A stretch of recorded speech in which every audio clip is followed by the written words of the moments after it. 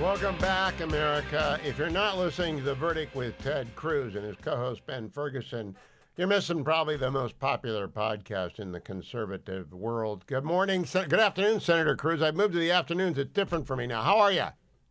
I'm doing great. How are you doing, Hugh? Great. I got a couple of quick questions for you. I just finished watching Landman last night. On the scale of 1 to 10, where is that on the reality scale? Well, on the awesomeness scale, on a scale of 1 to 10, it's about a 46. I think it's the best show on television. Billy Bob Thornton. Look, on the reality scale, I know a lot of landmen. I know a lot of oil and gas men in Midland. I would say there's fewer kidnappings by cartels and getting fingers cut off and less torture and murder. But other than that, pretty accurate. Yeah, we got these grasshoppers out in Huntington Beach where I am, and I'm afraid to run by them. They're going to blow up. It's like there's a grasshopper that blows up and everything. Next question for you. Pam Bondi sends a letter to the FBI today. You're a DOJ. I was a DOJ a long time ago. Can you believe the FBI did not turn over the Epstein Files? I think it is astonishing. And I don't have a good explanation for it. I've been calling for the Epstein Files to be made public for a long time, and I'm glad that Pam Bondi has following through on that. Well, they do answer to her as the Attorney General if, in fact, someone knowingly did not turn over the files. Do you believe that is justified cause for immediate termination? I think that would certainly be a prima facie case. All right. Now let's go to sanctuary airports, Senator. You sent out a notice. You're going to be hell on wheels on sanctuary everything. What's up with these airports? Well, so in the previous Congress, when I was the ranking member of the Senate Commerce Committee, I sent oversight letters to a series of airports that were being used by the Biden administration to house illegal immigrants. And so I sent letters to Chicago O'Hare and JFK and Logan Airport in Boston, Massachusetts. O'Hare and JFK answered my questions, turned over documents in response. Logan Airport basically said, go jump in a lake. We're not answering anything. And the Senate Commerce Committee has jurisdiction over about 40% of the U.S. economy, including aviation. And so my questions were focused on, all right, what are the security problems with housing a bunch of illegals? Have there been security incidents? How are you keeping passengers safe? They wouldn't answer any of that. And so next week, I've scheduled a vote to authorize a subpoena to force Logan Airport to submit to oversight. Well, good, because Logan Airport sucks anyway, and they ought to at least be answering your question. Now I want to move on to Bonterra, because I was reading the press release on this, and I was unaware that they had deplatformed causes. Deplatforming makes every First Amendment person a little bit crazy. What do you think of this? What are you doing about it?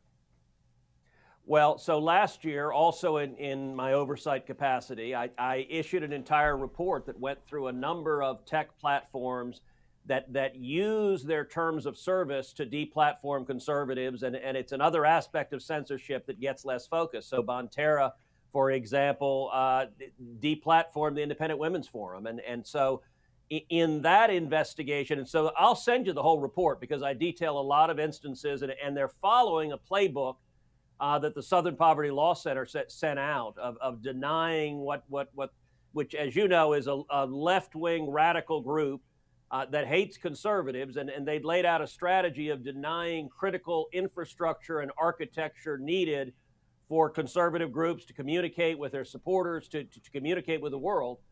And in that oversight, Bonterra did the same thing as Logan Airport, which is they refused to hand over documents. I had noticed a subpoena vote next week for Bonterra as well.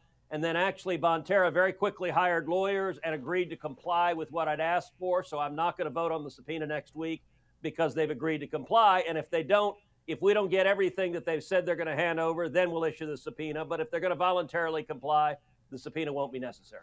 All right, Senator, going back a little bit, Commerce does have jurisdiction over pretty much everything. You said 40% of the economy, but is there anything that doesn't fit within your reach if you decide to reach long way? I will confess that it is difficult to find much that's outside of our jurisdiction. So we've got all of the Department of Commerce, all of the Department of Transportation. We've got everything that moves. So we got trucks and trains and cars. We've got all of aviation. We've got all of space.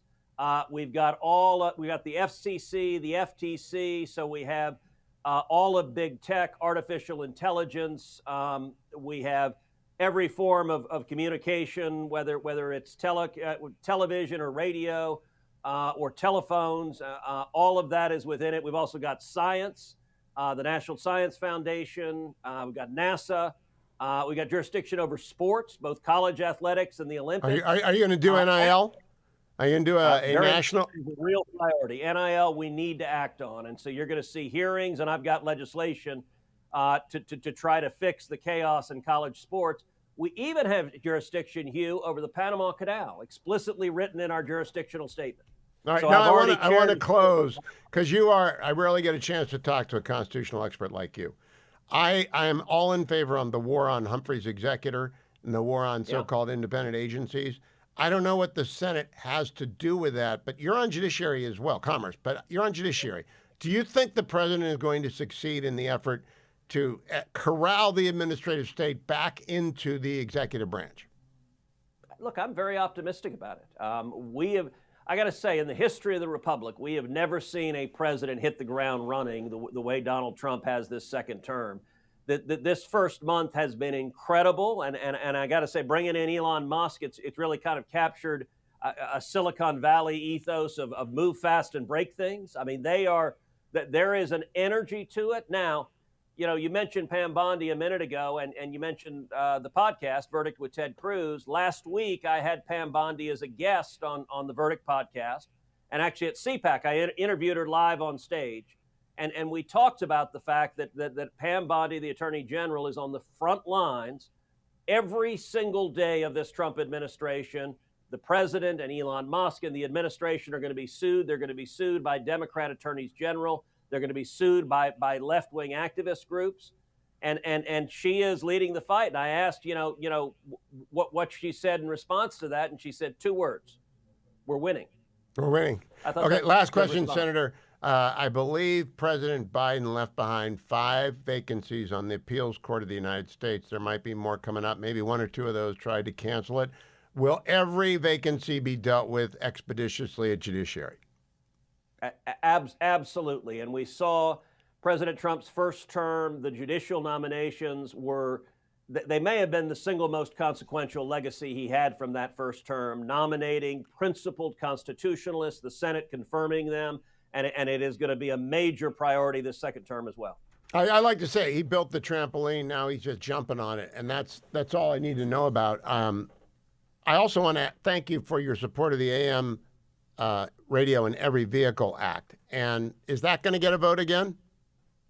So it is. I've already voted it out of committee. So we had a vote a couple of weeks ago in the Commerce Committee, and it came out of the Commerce Committee with overwhelming bipartisan support. It's my bill, along with Ed Markey, very liberal Democrat from Massachusetts, and the 2 of us teamed up together to protect AM radio. And I'm actually hopeful that we'll get a vote on the floor of the Senate in the next week or 2. I'm pressing for, if it goes to the floor of the Senate, it'll pass overwhelmingly, and then we'll get it through the House and get it to the president's desk for signature. Thank you on behalf of everyone who works for AM Radio and depends on it. Senator Ted Cruz, The Verdict with Ted Cruz, one of the most popular podcasts in America. Like and subscribe it, and come right back to the Hugh Hewitt Show.